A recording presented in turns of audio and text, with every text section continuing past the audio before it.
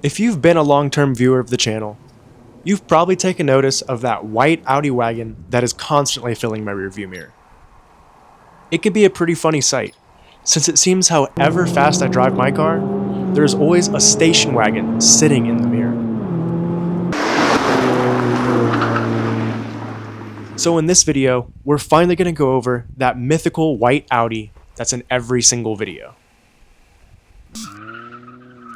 This car is a basic Audi A4 Avant from 2012. Plenty of people expect it to be an S4 or an RS4 with how fast it can move in the canyons, but nope, it's just an A4. And I mean, It has a good amount done to it though, all of which I'll leave in the description. But the basics are Bilstein PSS10 coilovers, 034 Motorsports rear sway bar, 245/35 RE71RS track tires, G-Lock track pads, an IE tune with an intercooler, high flow caps, and an intake for that little bit of bump and power. And then maybe the most ridiculous thing is the Racetech bucket seat. Seeing a Racetech bucket seat in an Audi station wagon, well, I mean, just look for yourself.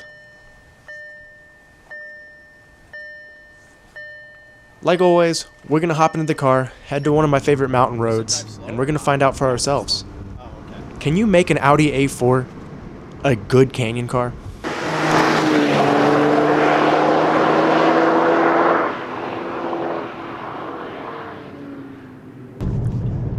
Alright, so how does it drive? The first thing you notice when hopping in this car has to be the touch points. At the end of the day, it's an Audi A4, and it has the touch points of an Audi A4. The steering is very light on center. It doesn't feel like it gives a lot of feedback, and the brake is super long and pretty mushy, so it doesn't really inspire any confidence.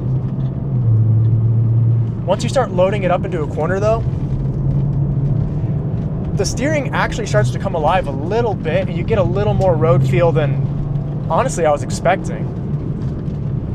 And once you start really pushing it into some corners, I mean, I gotta say, the front end is actually so strong in this car.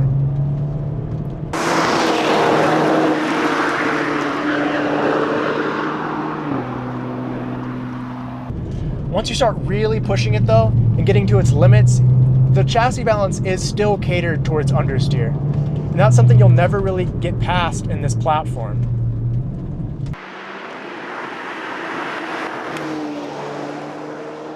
Being such a long wheelbase car, there's no getting around the fact that there's just not that much modulation in the chassis.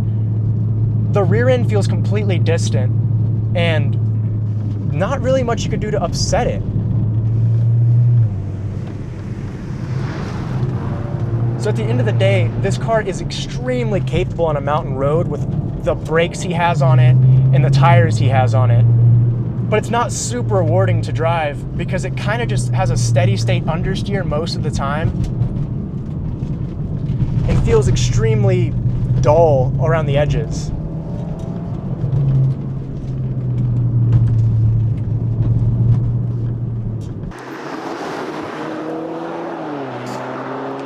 By now it might seem like I didn't have much fun driving this car, but to be honest, I did. This car has a lot of redeeming qualities, even though at its core, it's just an Audi station wagon.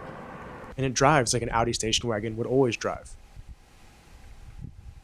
But the engine has a lot of low-down torque, and the ZF 8-speed is quite honestly one of the best automatics I've ever driven. I'm not going to tell you that this would be a good basis to build a canyon car out of, because in all honesty, it's not.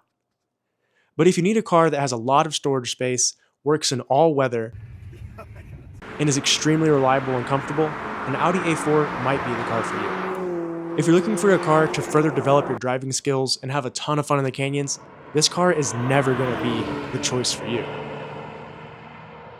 These cars make excellent daily drivers, and at the end of the day, that's just what they should be.